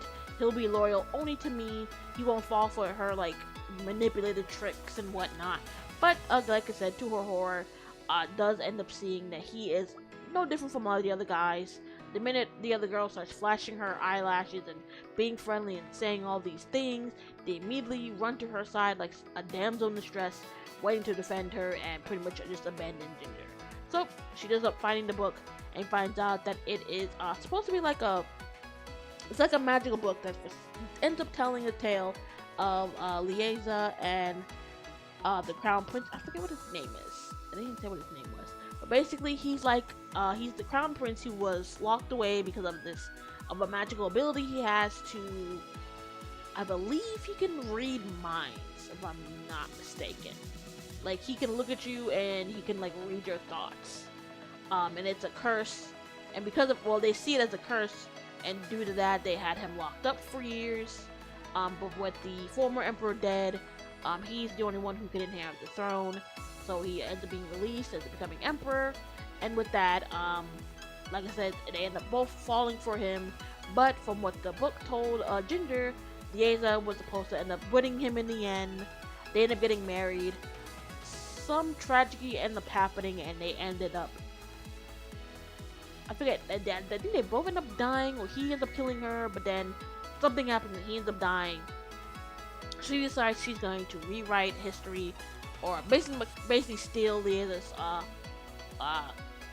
spot in the story, and make it that she ends up winning the Crown Prince's love, or the Emperor's love, and rewriting the story and changing their fate, which is hilarious. And we just see how the other girl is just, she sees this, at this time, she announces that she was never really serious about ending the guy. She just wanted to make Ginger suffer, but she was and ended up having true feelings for the prince. So seeing Ginger like win him over and them slowly being closer and getting together really drives her crazy. Even to the point that she does like some crazy thing. Tries to get them both, tries to get Ginger killed. That thing, when that doesn't get set up, tries to get him killed, and then make it seem like it was Ginger who did it, so that she can get executed and killed. It was crazy. And then we find out that her family played some role into what happened in his past, what happened to his family too. It's insane. But in the end, we do see that they end up falling for each other both truly and wholeheartedly, and they end up getting together. I don't remember if it shows them having kids in the end, but I do know they end up like getting happily ever after. She becomes like empress or queen or however they do it in this world, and end up having her after. And the other girl gets what she deserves, in my opinion. Really gets what she deserves, because even if she was like fully like serious about the crown prince, the fact that you were just, unless like it wasn't even like Ginger did anything to her, you didn't like her, so you were just doing all this just to make her suffer so that it make you feel better. It was like, yeah, you kind of got what you want. You kind of got what you deserved in the end. So I didn't feel bad for her at all. Alright, and this is the last one I did a PowerPoint for, and this one was another, this one's, done. No, this one's done. Alright, yeah. It shows like an epilogue. Basically, it goes by 3 different names. Father, I don't want this marriage. Dad, I'm not getting married. Or Father, I don't want to get married. After waking up in the body, Juvenilina, I can never say these names. Juvenilina, the villainess who is hated by everyone and is cast aside by her lover, as well as her father, to die a pitiful death, she decides to change the course of the story. She breaks up with her lover, gives up trying to win her father's love to avoid her tragic end. Instead, she hopes to use his wealth to enjoy her new life to the fullest. But while she prepares for her I was expensive. I don't know why. I'm blanking on. I can't say the word. Life as a lady, her father looks for a new suitor for his daughter. In the fear that she might be married off to the infamous psychopathic prince, she desperately tries to find a solution, a dating contract. And her father's student seems to be the best candidate for the job.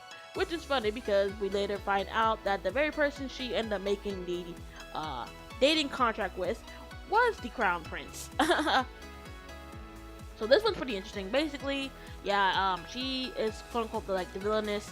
The guy she was like crazy obsessed with was doing all this like it really is crazy, but it's good when they do these stories of these girls doing above and beyond for these guys. They don't appreciate it. They mistreat them. If anything, they use the fact that they're so in love with them to their advantage. I believe what the fiance or lover did was end up getting engaged and married to the crown princess. Something happened to the crown prince. I think she was poisoned or something, and she was to blame, so they locked her up. No matter what she said or what she did, all the evidence pointed to her, so she ended up dying in her previous life. Gets reawakened, and she was like, yeah, I'm not going to do that again. So she immediately breaks up with the scumbag lover, which is funny because then he has like a mental breakdown of like being like, no, this is something, she's just playing, she's been this obsessed with me, doing all this, going above and beyond for me. There's no way she would just wake up and just immediately not want anything to do with me anymore. Even to the point of like being obsessed with her, trying to like force them to be back together and whatnot, showing up wherever she is, even if he wasn't invited, using other ladies that she's connected with to like to force them to be even the same room. It's crazy. But yeah, at first she was not interested in getting married, and at this point she believes her father like just didn't love her or hated her or blamed her for something. So she was like, well, I'm tired of trying to win his approval, so I'll just, because he's like some general captain of like the royal guard, so his family's name is like well renowned without the kingdom, even more so than like the royal family, because we find out the emperor is pretty much a scumbag. He only cares about power and controlling people, ensuring that he can stay in like the line of power and can stay in the position of emperor, like treating his 2 children that he has horrible, like just chess pieces on a board, to ensure that his reign continues on for as long as possible. Even to the point that he is like forcing her dad to like pretty much be like his like guard dog, or pretty much like his like killing machine. It's crazy. But like we end up getting like I said, she doesn't want to do that because she thinks she saw like a list that he was making of candidates, and she saw the crown prince's name there, and remembering the reputation he had in the past, She's like, oh hell no, I'm not going through that. Why would I want to jump from one scumbag to another? So she ends up meeting, not knowing, meeting the crown prince, and like he gives like a fake name, like, not even a fake name, like an abbreviation of his full name. I think it's like Max, if I remember correctly. That's like the name he gave in the beginning. So she's like, okay, listen, I need a favor. I just need you to act like you're on level with me, so that I can like, that way I can sway my father from forcing me to get married to the crown prince, because I don't want to do that. You know, things happen. She's finding out who he really is. Their bond at this point in the growing. He falls for her, she falls for him, and it's just crazy. And in the end, they do end up taking down the emperor. They end up getting married. She becomes empress, and as you can see here, right here, they end up having 2 little kids, and they're so cute. And like I said, it's also in the epilogue. They kind of follows a bit of what happened during the father's journey up to that point. In the story, from when she was like a little, like before she was even born, up to like maybe to when she was, and like his story and what happened and how he was like kind of always obedient to the emperor, even though he was a piece of shit. Like you kind of see why he did what he did, why he was kind of like pushing his daughter away, even though we could see that he like loved her, was gonna go above and beyond for her, even if it meant sacrificing himself to ensure that she was, you know, happy, healthy, and was gonna live a good life. And but yeah, it's so good. I love it so much. I love these. And yeah, that's pretty much it. At least that's the ones that I made PowerPoint for. Let me bring up. Here we go, and let me full screen that. So I did show this a little bit when I was on the last one we did, but I thought maybe I'd point out some other ones that I read, that I'm reading or have read, because some of them are still ongoing, some aren't. And then I'll point out maybe some ones that I haven't read yet, and I plan to. The Remarried Empress. This one's so good, and this one's such a slap in the face. The previous guy of this one was an asshole. Oh my god. Basically, here we go. Navila was an empress, perfect in every way. Intellect, courageous, and socially adept. She was kind to her subjects and devoted to her husband. Navila was perfectly content to live the rest of her life as the wise empress of the Eastern Empire. That is, until her husband brought home a mistress and demanded a divorce. I accept the divorce, and I request an approval of my remarriage. In a shocking twist, Navila remarries another emperor and retains her title and childhood dream as empress. But just how did everything unfold? Oh, this one is so good because, like she said, she was pretty much so devoted to this previous guy, the previous emperor. They kind of grew up as kids, kind of knew that they were going to end up being married, ruling the kingdom together. And it's like, I don't know why would you do this? It's like, especially since you saw how your mother was going through the same thing and you swore you wouldn't. Why would you still grow up and pretty much be the exact same person you didn't want to be? So basically, his dad, the former emperor, was, even though he had an empress and had his son, was still had like a mistress that he, I guess, was quote unquote truly in love with, was spending all his time with, was pretty much like neglecting him and his mom. And he saw how much it was like paining his mom, you know, that she was like giving her all to the emperor, and he didn't accept any of it, was just focused on the other woman.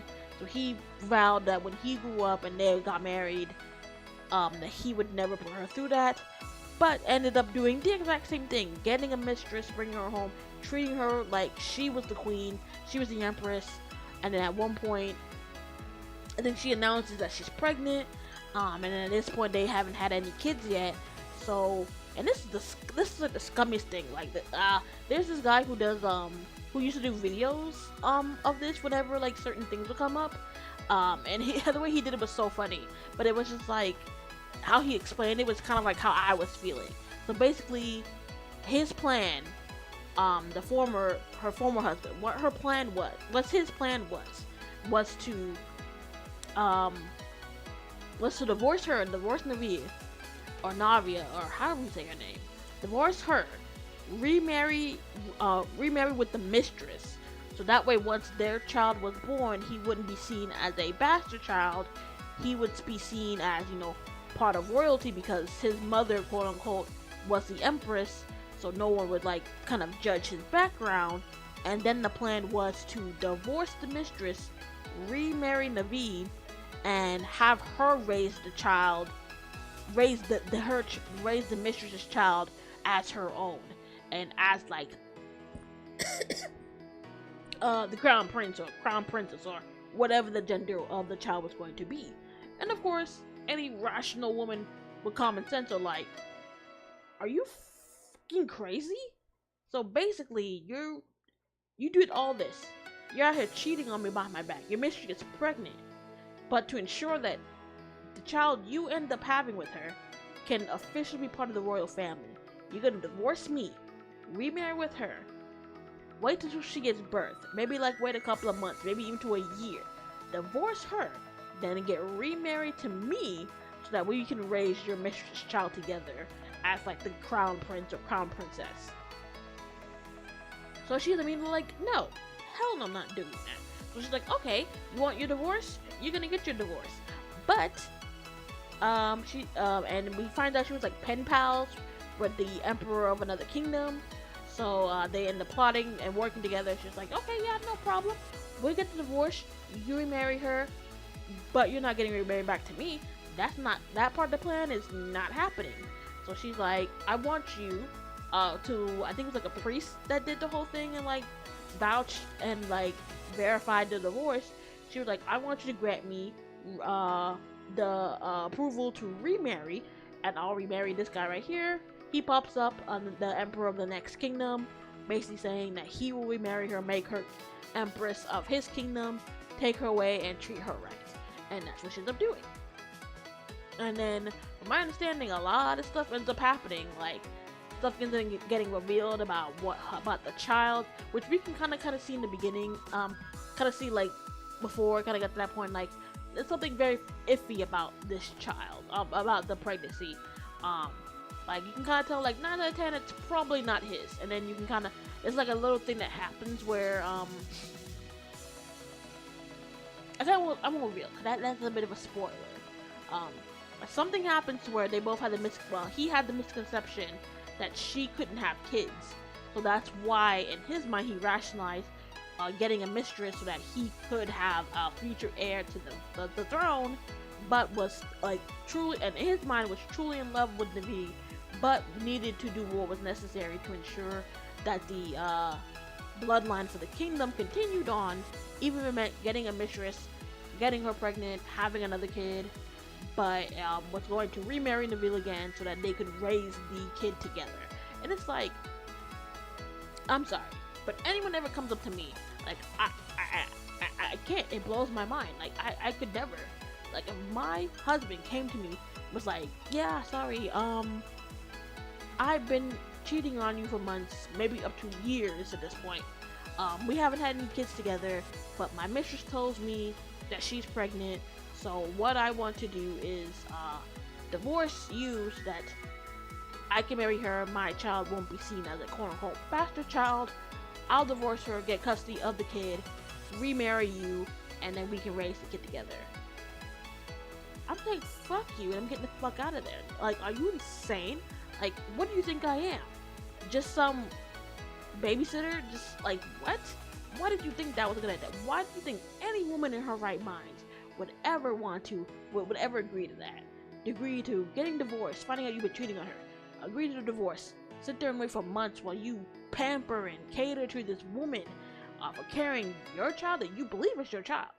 Then once the child is born, you're gonna divorce her, get custody of the kid, remarry me, and then force me to raise your mistress's child. You can go to hell. That's exactly what you need to do. You can go to hell. I'm sorry. I think I'm getting too heated because it's just like, I'm sorry. I can't. Like, just the very thought of it makes me want to scream. Cause like, what? I think I talked about this one. This one's pretty good too.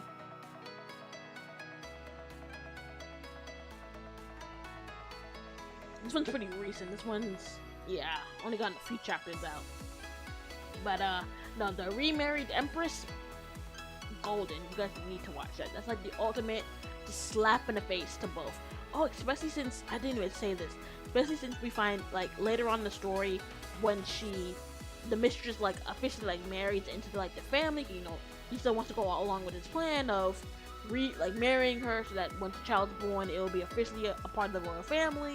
You know, won't be seen as like a bastard child or an illegitimate child. And we see, you know, at this point, everyone in the kingdom was like really heartbroken. They're like, how could you do this? Why would you throw away such an amazing woman who's doing so good for the kingdom, offer some other woman? And then you see like throughout the story that she's trying to, if anything, she's trying to replace the V to the point that she's trying to act exactly like her. That way the people of the kingdom will like her and respect her the way that they did with her. And they're like, no, we can see you're just faking it. You're being cheap. You're just trying to imitate her so that we'll like you, but we can see it's all fake. And like it's crazy how she she was like throwing all these accusations at her, that she was horrible to her, treating her badly, that she hated her for, you know, being involved with the emperor and getting pregnant. But then she turns around and tries to be just like her. And it's like, bitch, get out of here. Oh, no, I need some water. That last one got me heated.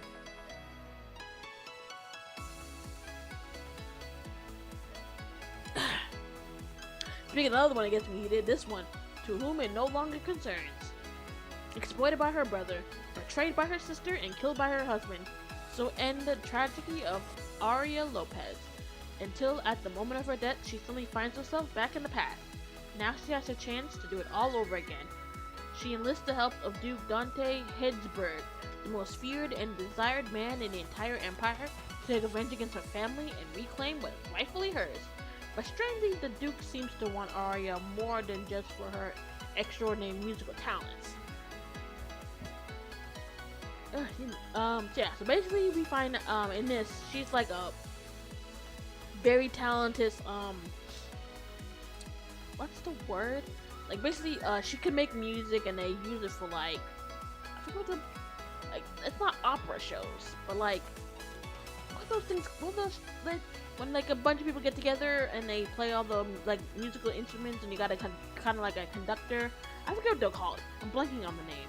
But basically, she like writes songs for that. She can like, she's good at like organizing those type of events.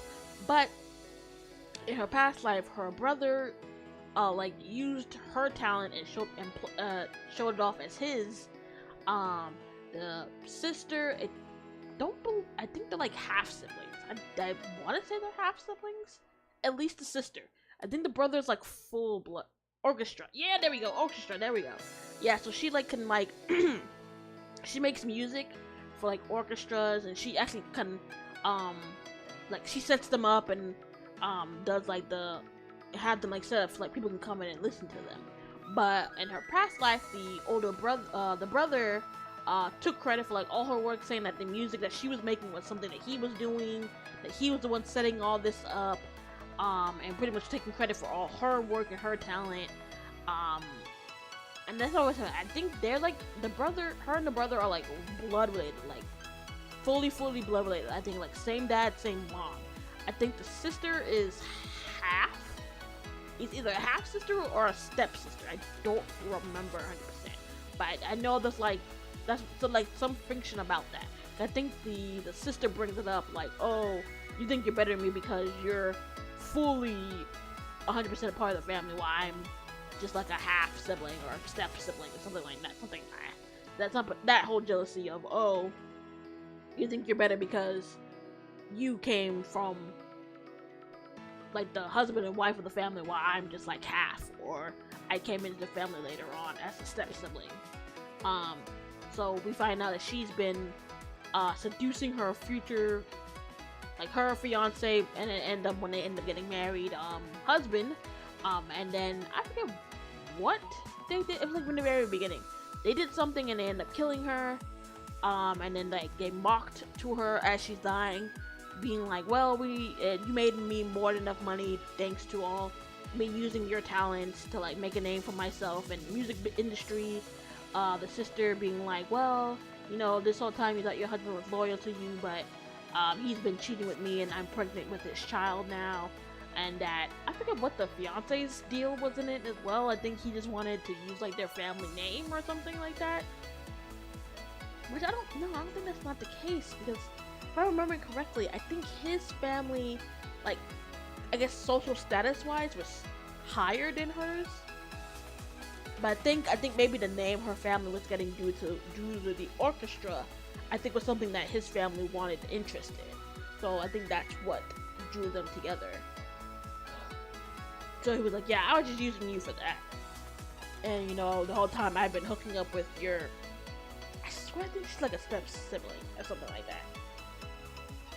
Cause I think that's even something like he brings up like later on, once like everything kind of blows up in their face. And the sister thinks, oh, he's gonna protect me. You know, he really loved me. He didn't really love Arya. And he's like, no. Why would I go for you when I could have gone for the real daughter of the family? Something like that. So she dies, comes back, and basically again, like a lot of these stories, basically like, yeah, I'm not going through that again. So ends up working, decides that she is going to reveal the truth. That she's the one who's been making all the music. She's the one that's been setting all this up.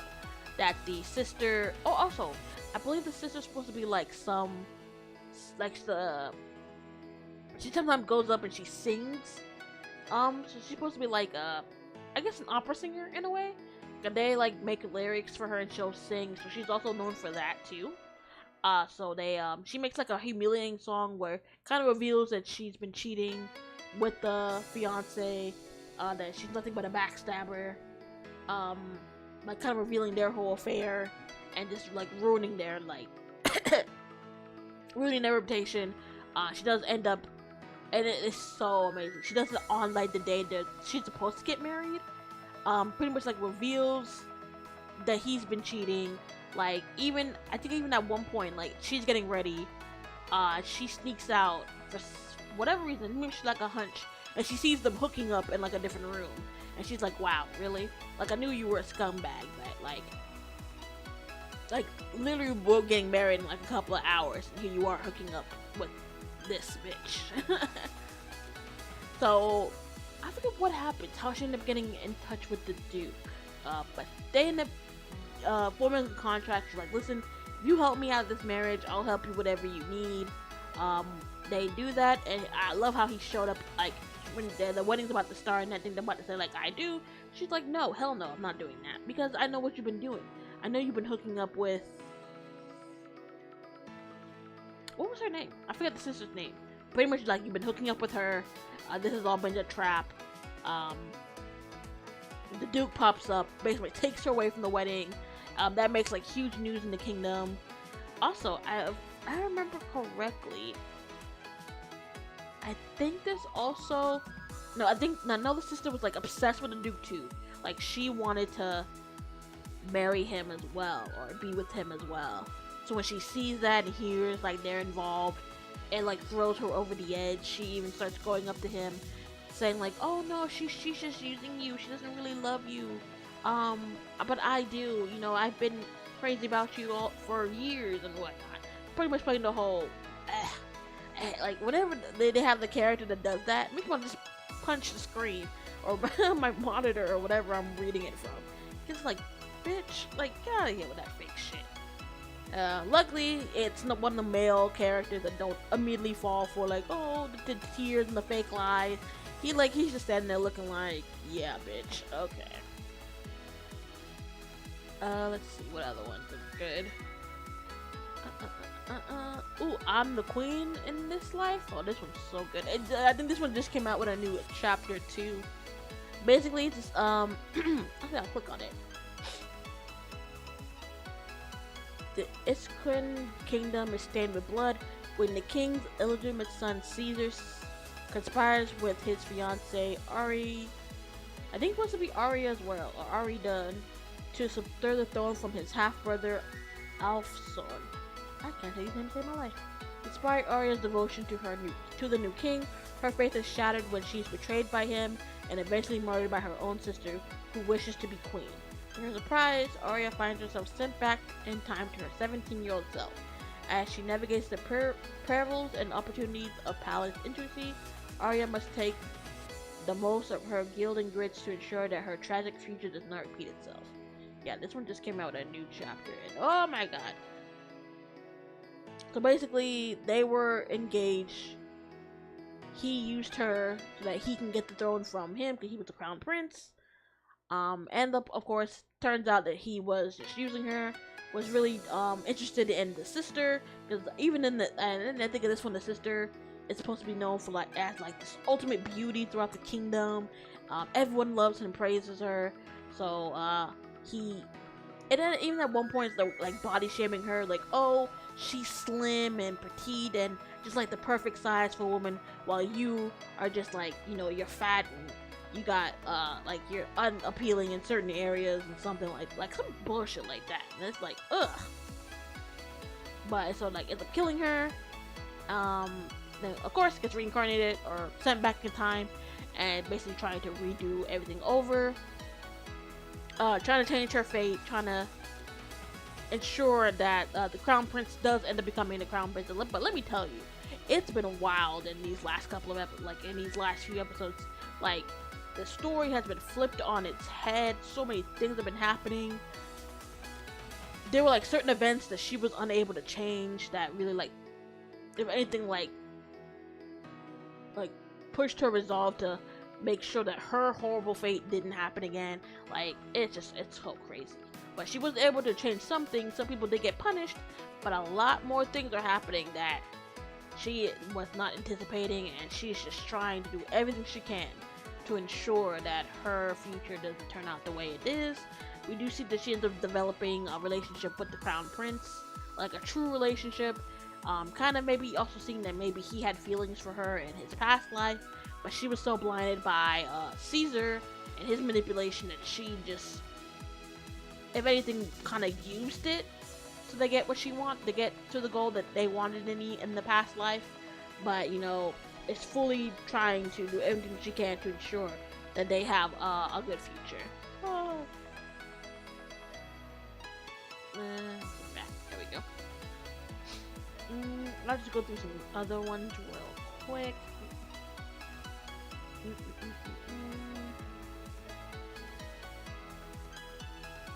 Oh, I've been reading this one. I know a few chapters actually popped up that I haven't read yet.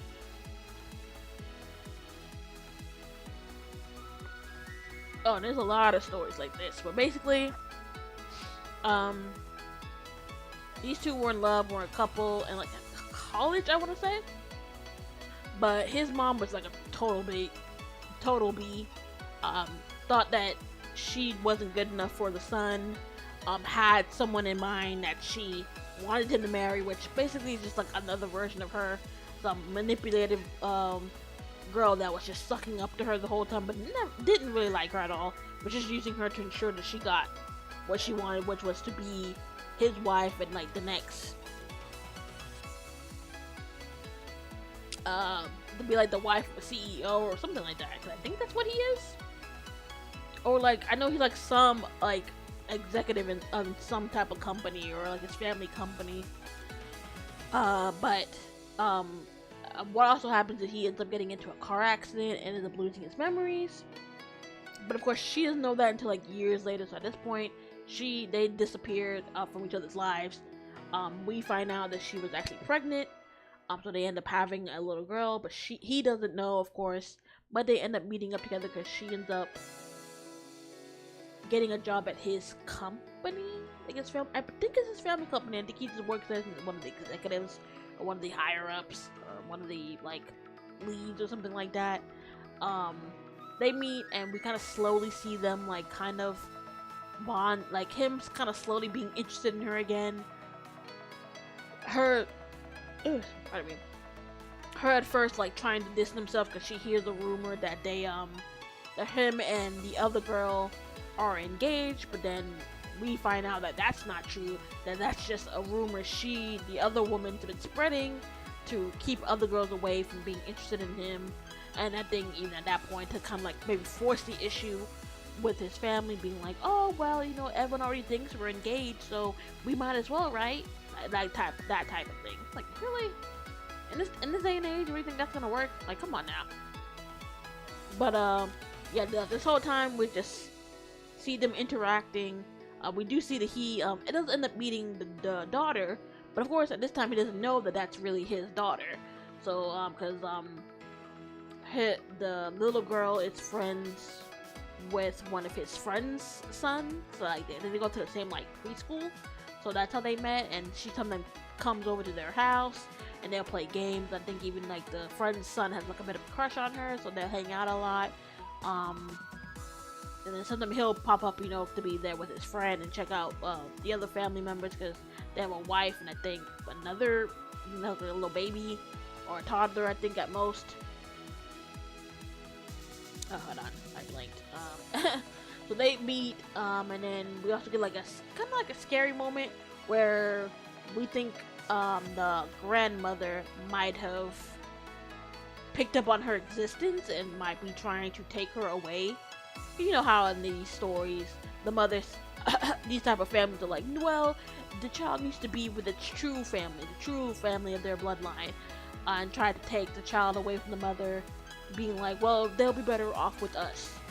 We'll be able to provide them with all they need, while they'll just be struggling with you when they could be, the child of a rich family and whatnot. But like I said, we do kind of see them slowly kind of growing back to each other. Him like removing all the rumors that he was involved with the other girl, and kind of just seeing like what it takes, what happens, what's gonna happen with them. Are they gonna end up falling in love? Will he eventually find out that the little girl he's been seeing is her daughter, and which quote unquote means that that's his daughter? So this one's pretty recent too. Not that many chapters out. Actually, looks like one came out yesterday. Oh, not yesterday. 2 days ago. So I need to definitely read that. But this one's good too. Let me go back. And I think I'll just go through some other ones real quick. This one's good too. Ooh, this one? Yeah. I've been planning to read that one. I've heard this one's pretty good. Let's see.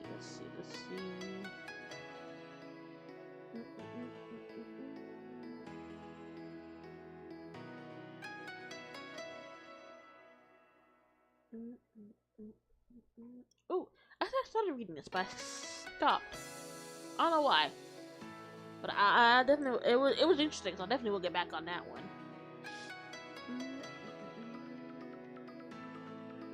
Oh, that's one I did. I think I'm gonna know about that one, right? Yeah, that one's good. Ooh, this one's good. This one actually just ended too. Let's see what other ones. Oop, that one's good. I haven't finished that one, but I need to finish that one. I don't think it's finished though. I kind of read like half, but I stopped. Ooh, this one's good. I've been reading this one.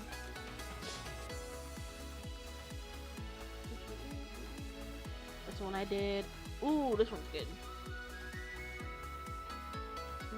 Ooh, this one too. I haven't finished this one yet. This one was pretty good. I was like reading this one like every time a new chapter came out, I was on this one. Let's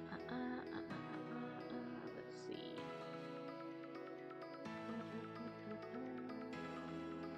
Ooh, this one's good. I read that one. Ooh, I read this one too. Ooh, and this one. This one's really good.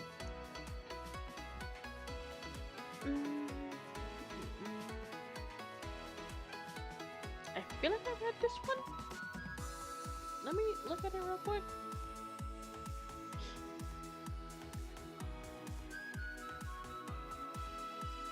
After their mother's death, Han Jun accepts yes to join the estranged father's wealthy family. But when Han Jun turns out dead, just 3 years later, Jen Yun is released to represent why this sounds familiar? Is this complete? Damn, it was only 7 chapters? Maybe I'm thinking about something else. It looks familiar, but I don't remember it being that short. That one's good.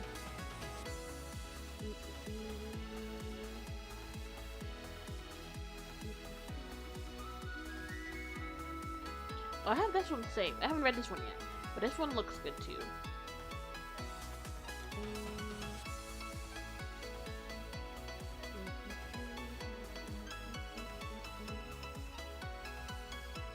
Mind you, these are only the ones on Webtoon. There are other ones on other sites that probably just aren't on here.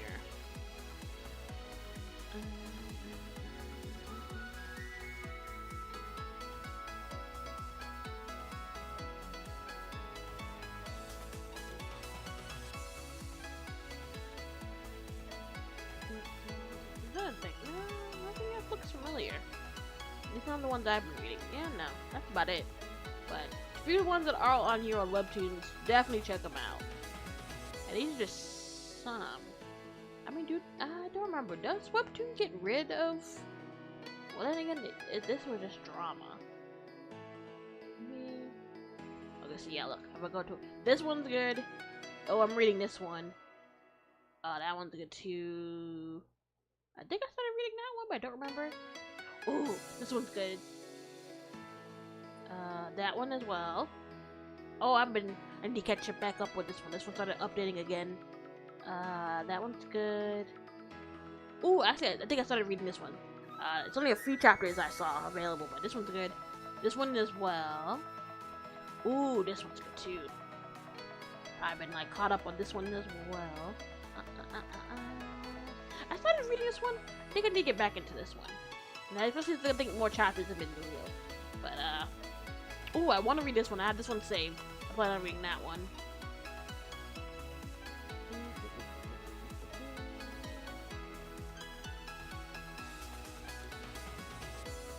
Ooh, I think I'm reading this one. The name sounds familiar. I think this one's finished, but I read this one. Ooh, I'm reading this one too. This one.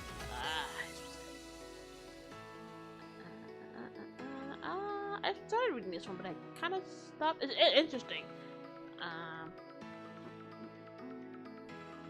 Ooh, this one's good. And yes, I'm biased because she has red eyes and red hair, but this one's really good too. Especially with this one. Actually, let me click on it real quick. Yeah, after a fatal car crash, young Yuna awakens in the body of Elena Rosaria, a character in the novel she read in her previous life. There's a twist. Elena is no ordinary character. She is a notorious villainess who meets a grim end. Now, Yuna must alter her destiny in a chaotic world and find her way in this new life. Can she rewrite her destiny amidst the surrounding chaos? And so basically, she like dies. She wakes up, and it's so funny. Like, this is the first chapter, so you won't.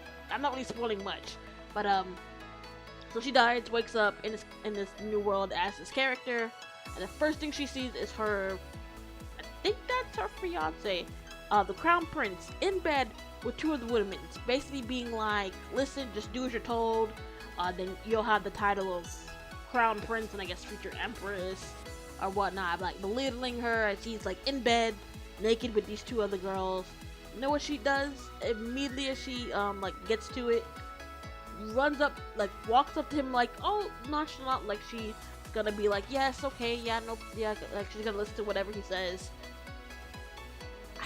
I want to say she slaps him, but I could be totally wrong. She either slaps him or she punches the hell out of him. Puts her middle finger up, says, fuck you, I'm not doing this. Ends the engagement, goes back to her family, and basically like, I'm not marrying that fool. Instead, I will stay here and become the heir of our family. Cause she's like an only child.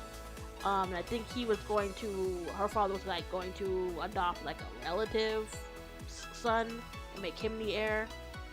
But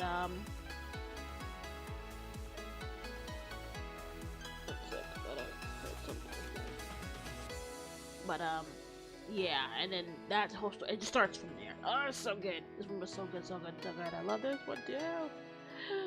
Let me go back. Okay. We've been talking almost 2 hours. Holy shit. Let's see. I'll just go through this last page. See if there's any. I think I have this one saved. I haven't read this one yet. Or maybe I've read like a few chapters and that's it. I think I started reading this one too. That one's. good. I think I'm gonna read that one as well. I had this one saved. I haven't read this one yet. Ooh, this one's good, but I haven't seen any new chapters yet. At least I don't think so.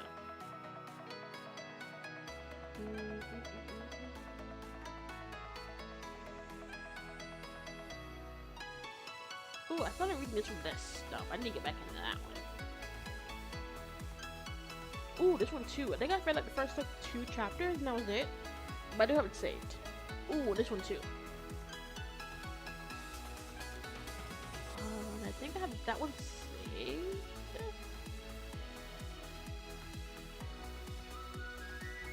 I read that one. Ooh, this one's good too. I read that one. That one's done. Ooh, actually, I read. Oh, this one ended? I need to go back then. I don't remember how this one ended, but I was reading this one. That was good. This one too.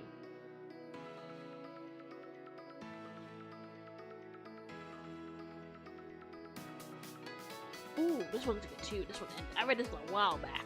That one's good. Basically, like this dude, he's cursed with well, as you can see, the dude's cursed charm.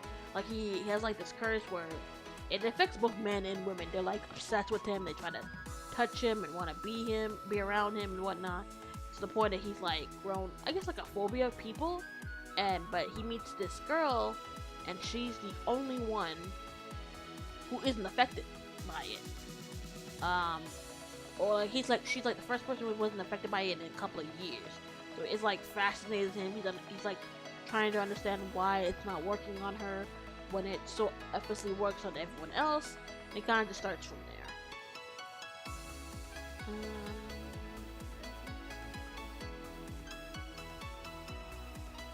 Ooh, I started reading this one and I stopped. Same with this one. Ooh, I read that one. Ooh, this one ended. I need to go back on that one too. Oh, and this one too.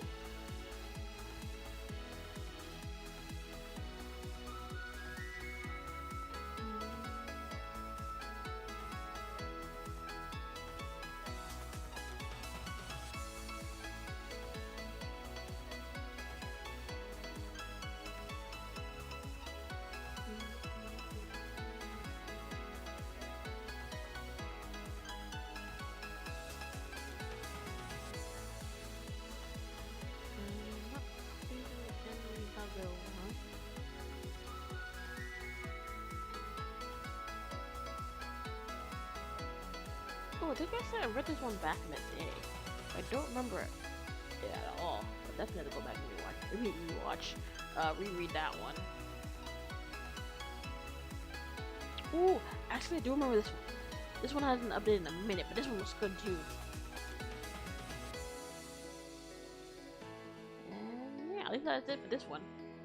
So I think we'll just stop there. Go here. Ooh, turn that down.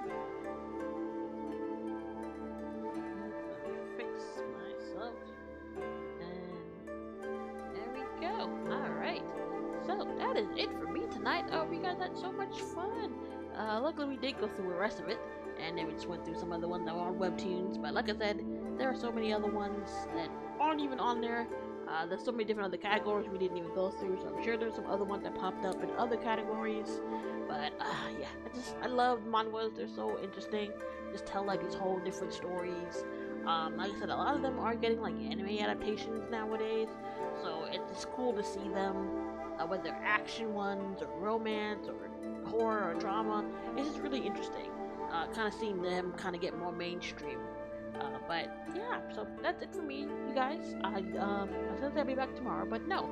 Actually, I did decide tomorrow will be a break day, so will be no stream tomorrow, but we'll be back not tomorrow, Jesus.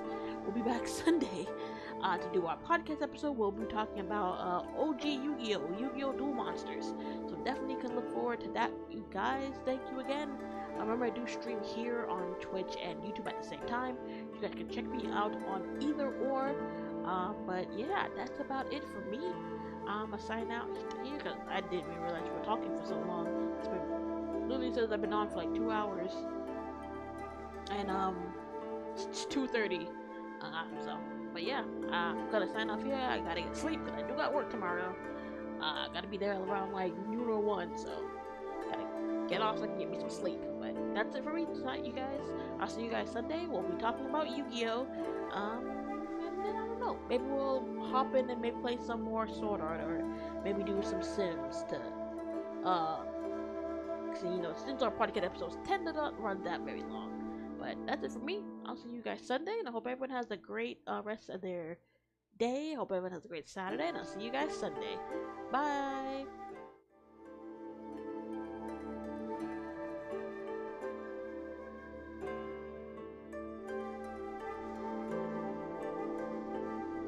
Oh, actually, and I didn't even think about this. I probably should change my endings, huh?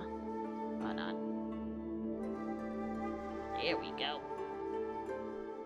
I'll change the rest of them for, the other ones. I forgot. Duh, it's Christmas time now. Shout out the Christmas ones up I made.